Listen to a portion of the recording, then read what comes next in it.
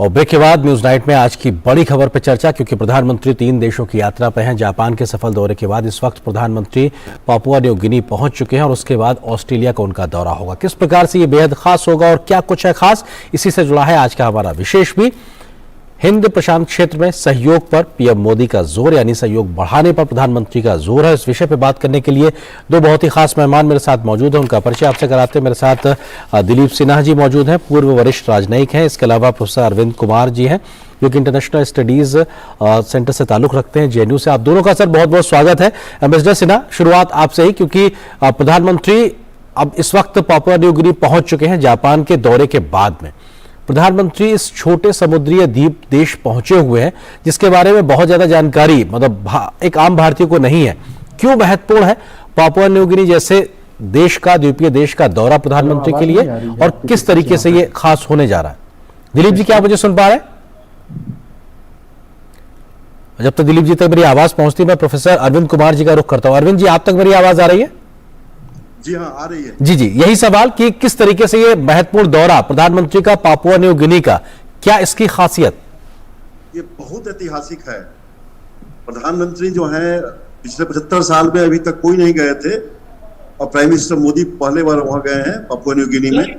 और वो एक गए हैं जो कि बहुत बड़ा how best India can really all the 14 countries अब आ रही है across South Pacific, and that really could really help India in terms of not only creating its sphere of influence, but also see that how best they could really help them to address their challenges. ये बहुत ऐतिहासिक है, और इसी में प्रधानमंत्री नरेंद्र मोदी जी का ये एक बहुत अच्छा पहल है। ये जो फोरम क्रिएट किया गया था 2014 में, ये फोरम था India Pacific small island countries. इसी फोरम का ये मीटिंग को ये नेतृत्व करेंगे कल प्रधानमंत्री नरेंद्र मोदी जी। जी, एम्बेसडर सिन्हा, क्या आपको मेरी आवाज आ रही है? जी, अब आ रही है। जी, हम इस बात का जिक्र कर रहे हैं, हम जापान के सफल दौरे का भी बात करेंगे, लेकिन इस वक्त क्योंकि प्रधानमंत्री पापुआ न्यू गिनी में पहुंचे हुए हैं और वहां की तस्वीरें भी, जब प्रधानमंत्री आज पहुंचे तो वहां के प्रधानमंत्री ने कैसे गर्मजोशी से स्वागत किया, और एक तरीके से चरण स्पर्श करना, ये भी अपने आप में प्रोटोकॉल के इतर जाते हुए दिखाता है किस प्रकार से एक आपसी संबंधों को आगे बढ़ाने के लिए ये द्वीपीय देश लगातार तत्पर नजर आ रहे हैं। हाँ, ये बहुत खुशी की बात है कि पापुआ न्यू गिनी के साथ हमारे संबंध इतने प्रगाढ़ हो रहे हैं कि प्रधानमंत्री आए और जिस प्रकार उन्होंने स्वागत किया, वो भारतीय संस्कृति का उनका जो आदर है भारतीय संस्कृति के लिए, वो दर्शाता है। और ये एक महत्वपूर्ण बात है कि पैसिफिक आइलैंड जो है वो करीब 14 देश हैं इस फोरम में, और वैसे तो प्रमुख देश इसका फिजी है, जहां पर की हेडक्वार्टर्स है इस फोरम का, लेकिन भारतीय व्यापार जो है वो पापुआ न्यू गिनी के साथ बहुत मजबूत है, और लगभग जो हमारा व्यापार है इन 14 देशों के साथ, उसका 80% करीब पापुआ न्यू गिनी के साथ ही होता है, जो कि इस बात को दर्शाता है कि यद्यपि पापुआ न्यू गिनी में भारतीय मूल के लोग बहुत कम हैं, विशेषकर फिजी के मुकाबले, लेकिन पापुआ न्यू गिनी का जो संबंध है भारत के साथ, व्यापारिक संबंध और अन्य संबंध, जो सहयोग का संबंध है, वो बहुत मजबूत है। और इसी को दर्शाता है पापुआ न्यू गिनी के प्रधानमंत्री जो एयरपोर्ट आए और उन्होंने जिस प्रकार स्वागत किया भारत प्रधानमंत्री का, वो इसी संबंध की प्रगाढ़ता को दर्शाता है। जी, प्रोफेसर अरविंद कुमार जी, क्योंकि हम बात हिंद प्रशांत महासागर के लिहाज से करें, इस क्षेत्र के लिहाज से करें, क्यों ये अहम हो जाता है, और फिपिक जैसा जो एक संगठन या कॉरपोरेशन बनाने की जो कोशिश है, वो किस तरीके से एक मददगार साबित होगा, खास करके जो नौवहन की बात होती है, जब हम सुरक्षित नौवहन की बात करते हैं, या इस पूरे रीजन में भारत के सहयोग को आगे बढ़ाने के लिए? भारत ऑलरेडी 14 राष्ट्र जो है वहां साउथ पैसिफिक में, उसके साथ ऑलरेडी सहयोग कर रहा है। ये 2014 से हुआ है स्टार्ट, और अभी जो वहाँ जो प्लानिंग जो है भारत का, कि कैसे ये 14 देश जो है वहाँ पैसिफिक स्मॉल आइलैंड नेशंस जो हैं, उनके साथ कैसे ये अपना एक बायलैटरल लेवल पे पूरा एक संबंध कायम करे। और उसी में 3-4 मेजर प्रोजेक्ट जो इंडिया का प्लानिंग है, एक तो ऑलरेडी चल रहा है, वो मरीन बायोलॉजी पे है, एक इनका है हेल्थ केयर पे, एक है promoting education in all the 14 countries, और एक बहुत इंपॉर्टेंट है that is again addressing the issues of climate change. ये चारों मुद्दे पर जो है ये forum for India Pacific small island countries के साथ जो बात हो रही है, उसी पे कल इस पे विस्तार से बात होगी।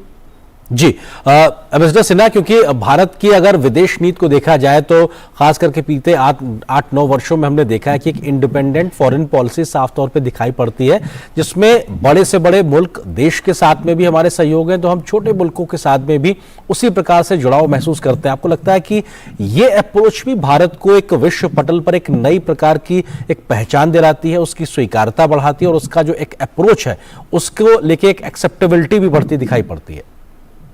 हाँ बिल्कुल, कोई भी देश यदि अपने आप को एक प्रमुख देश मानना चाहता है और एक क्षेत्रीय या विश्व शक्ति बनाना चाहता है तो उसे सभी प्रकार के देशों के साथ में संबंध अच्छे रखने होंगे। और भारत की अच्छी पहल है ये कि हमारे संबंध तो पुराने हैं इन टापुओं के साथ, लेकिन कुछ हद तक हम कभी कभी छूट जाते हैं ये देश, जो कि जो बड़े देश हैं इस क्षेत्र में, जैसे जापान हुआ, ऑस्ट्रेलिया हुआ, या जो आसियान के जो देश हैं उनसे संबंध हमारे होते रहते हैं। लेकिन ये जो आइलैंड, छोटे छोटे आइलैंड्स हैं जो कि प्रमुख, जो कि बहुत ही महत्वपूर्ण हैं, विशेषकर जब हम बात करते हैं एक मुक्त इंडो पैसिफिक की, उसमें इन छोटे देशों का जो रोल है वो बहुत महत्वपूर्ण हो जाता है। और ये जरूरी है कि इन देशों को भी हम साथ लेकर चलें और इनके साथ जो हमारा सहयोग होना चाहिए व्यापार के क्षेत्र में, या फिर जो हम सहयोग दे सकते हैं, जो सहायता दे सकते हैं इनको, और इनके साथ हम एक कोऑपरेशन का एक संबंध स्थापित कर सकते हैं, वो बहुत महत्वपूर्ण है, ताकि ये देश भी समझें कि भारत एक क्षेत्रीय शक्ति है इस इलाके में और उनके संबंध भारत के साथ अच्छे होने चाहिए। इसलिए अभी तक हम विशेषकर फिजी के साथ अपने संबंध बढ़ाना चाहते थे, लेकिन अब पापुआ न्यू गिनी के साथ और जो अन्य छोटे राष्ट्र हैं इस इलाके में उनके साथ भी अपने संबंध बढ़ा रहे हैं, ताकि हमारी नौसैनिक जो प्रेजेंस है वो इस क्षेत्र में बढ़े और हमारा व्यापार भी इन देशों के साथ मजबूत हो। जी क्योंकि एक खुले मुक्त नौवहन की जब बात लगातार होती है तो जिक्र क्वाड का भी आता है। प्रोफेसर कुमार, आपको लगता है कि हमने देखा कि जापान की सफल यात्रा के समय प्रधानमंत्री का क्वाड के मंच पे तमाम अन्य 3 सहयोगी राष्ट्रों के प्रमुखों के साथ बैठना और इंडो पैसिफिक को लेकर भी स्पष्ट तौर से अपनी स्पष्टता जाहिर करना, आपको लगता है कि वो एक संदेश भी महत्वपूर्ण तरीके से गया है, खास करके उन विस्तारवादी सोच वाले देशों के सामने जो इस प्रकार की सोच से एक अलग सोच रखते हैं? एक चीज तो बहुत क्लियर हो गया है कि भारत की भूमिका जो है पूरे विश्व लेवल पे, वो भूमिका जो है पूरे विश्व भारत को देख रहा है, कैसे भारत रिस्पॉन्सिबिलिटी को एज्यूम करे और पूरे वर्ल्ड अफेयर्स को एड्रेस करे। ये तो हो गया है। G7 on the sidelines of G7, जो इनका जितना मीटिंग जो हुआ प्रधानमंत्री जी का, वो मीटिंग ये दर्शाता है कि भारत की भूमिका फ्यूचर में तो बढ़ेगी ही, और अभी जो एक बेस जो मिला है भारत को, that how slowly and steadily India can become a part of agenda setting, और वो एजेंडा सेटिंग जो इंडिया को करना है उसका पूरा सपोर्ट पूरे विश्व का इंडिया को मिल रहा है। ये एक बहुत ही बड़ी बात है, और ये जो भारत को जो करना है फ्यूचर में, इसका एक कंटिन्यूटी रहेगा। ये जो मैं बात कर रहा था India the forum for India Pacific small island countries का, इसका ये 3रा ही मीटिंग है, डिस्पाइट द फैक्ट कि इसका एस्टेब्लिशमेंट 2014 में हुआ था। लेकिन जो भारत जो एजेंडा लेके आया है कल की मीटिंग में, वो एक अगेन 14 देश जो हमारे हैं साउथ पैसिफिक में, ये सब को ये एक तरह का एक स्ट्रॉन्ग बॉन्डिंग डेवलप करेगा भारत के साथ। ये बहुत बड़ी बात होगी because of India's overall elevating its status in the international system. जी प्रोफेसर मिस्टर सिन्हा, किस तरीके से आप देखते हैं, क्योंकि क्वाड के बैठक को लेकर लगातार बातें की जा रही थी, साहब क्या ये बैठक नहीं होने वाली है, और इसके महत्व पर, इसकी गंभीरता पर भी सवाल उठ रहे थे, लेकिन क्वाड के मंच से स्पष्ट संदेश कि न सिर्फ ये बैठक हो रही बल्कि भविष्य के लिए जो ये सहयोग है ये लगातार जारी रहेगा और इसका विस्तार भी होता रहेगा। ये जो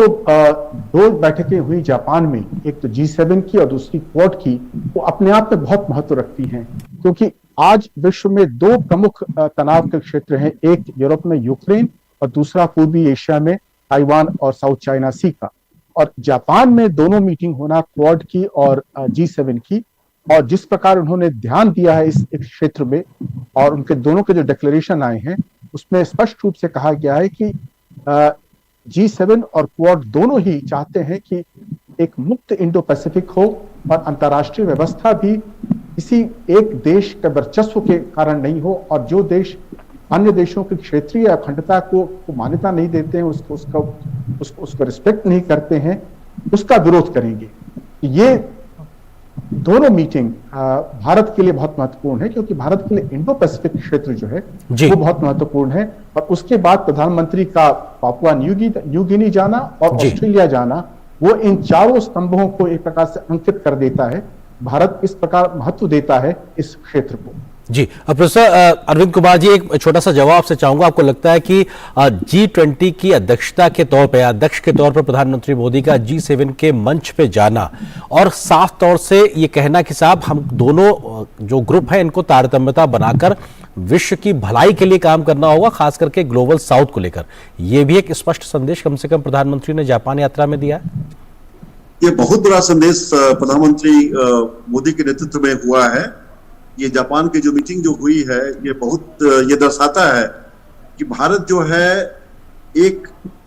एजेंडा जो इनका है फूड सिक्योरिटी का, हेल्थ सिक्योरिटी का, इनका जो 10 पॉइंट जो प्रधानमंत्री मोदी ने बात किया है, वो बहुत ही इनफैक्ट पूरे विश्व के लिए वो फायदामंद होगा।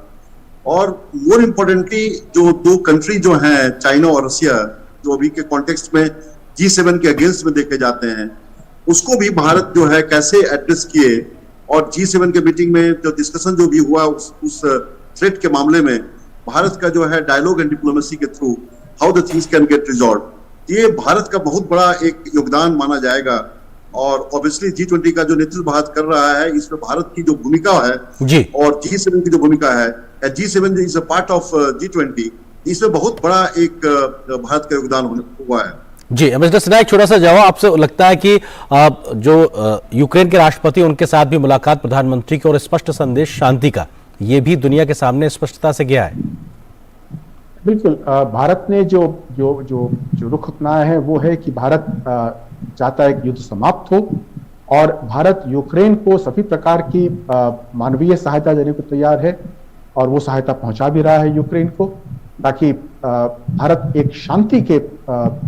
प्रस्ताव के रूप में, शांति के एक शक्ति के रूप में वहां पर अपने को रखना चाहता है। बिल्कुल, और शायद इसीलिए भारत की बढ़ती वैश्विक भूमिका और बढ़ती स्वीकार्यता वैश्विक मंच पर इस बात का परिणाम है कि प्रधानमंत्री मोदी की यात्रा जापान की सफल रही, और आगे के चरण में भी उसी प्रकार की हमको तस्वीरें देखने को मिल रही। बहुत शुक्रिया आप दोनों मेहमानों का हमारे साथ जुड़ने के लिए। फिलहाल वक्त इतनी ही इजाजत दे रहा, आप दोनों का बहुत बहुत शुक्रिया।